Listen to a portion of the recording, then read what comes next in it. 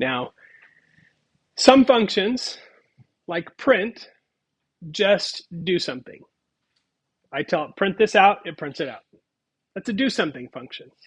Other functions might just return something. They might just send something back. Or like input, input is a function that both does something, right? It prints out um, a statement to the user that says, here's your prompt, right? It has a prompt that gives to the user that says, input something. When they input something, it sends it back. It returns it back to the code. So return values are how we get information out of a function. Because again, functions are like Vegas.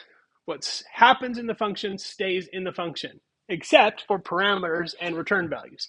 So we want something to go into the function, it's a parameter. When we want something out of the function, it's a return value. What does that look like? Here is a function that is strictly a return something function. Look at the code, and somebody tell me what this function does.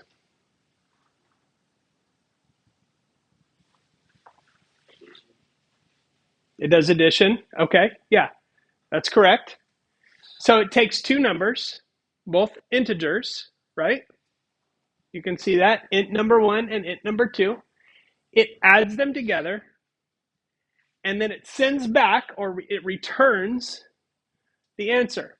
And so when I use this, do addition, now I know obviously it's easier just to add two numbers together, but I'm trying to give you a simple example so you can see how this all works.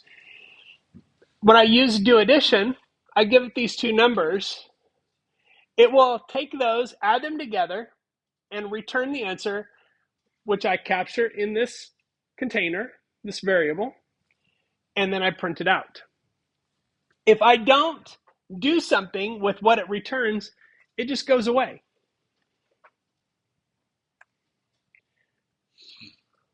I'm going to copy this code so we can play around with it a little bit.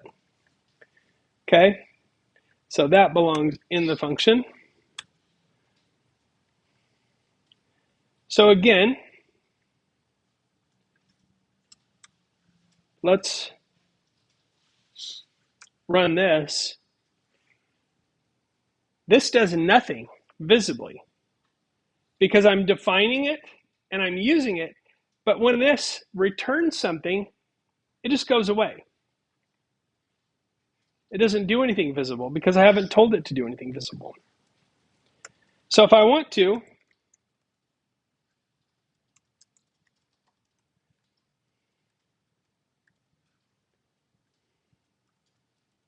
let's get rid of that. So if I want to, I can print it directly. So whatever it returns, what number is that going to return? It's going to return 9. So this is the same thing as this. Because when that function runs, it's going to return that number.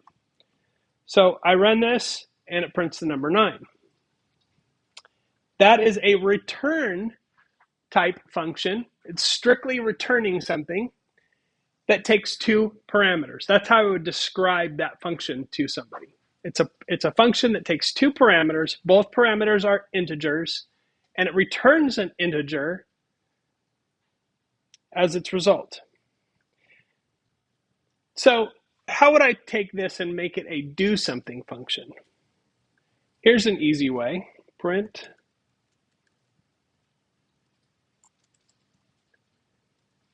let's make this an F string, adding int number 1 and int number 2.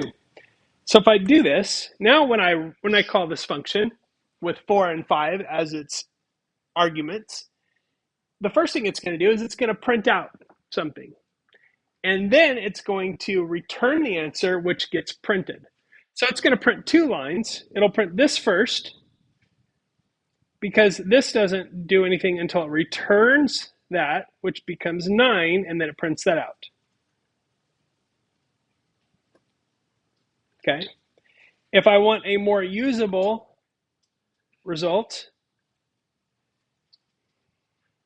Here's another way I can use this. I can use this directly in an F string. The answer is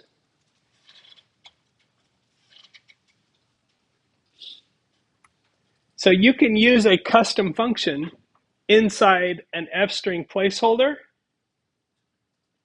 and it works just fine. So that's a pretty powerful thing that you can do. You can take your little function and boom, put it right in there, and one step, it works fine. Now, if I wanted to save this and use it somewhere else, I of course could save it in a variable like that, and then I could substitute that variable into this. That works also. What happens if I do this? What's this going to print? Look at it carefully. Think through the procedures of this code. So the first 4 lines of code, I'm defining the function. In that function definition, it prints something. So on line 6, I call the function, which causes it to print something and return something. And then on line 8, I'm calling a print function, which is a built-in function, and inside that is another call to the function. So what's going to happen here is it's going to actually call that function twice. People often assume that if I'm calling it here and I do the same thing here, that it's only calling it once. But the result of this is going to be that. Why? Because it's calling the function 2 times. So you want to be careful about that, because a lot of times people call the function twice instead of calling it once and storing the result. And that has, it could appear to have the same effect, but it could also be a glitch in your code that's hard to track down. So you want to be aware. How many times am I calling this function? Why would I call it more than once? That sort of thing, because it has a slightly different effect on your code. So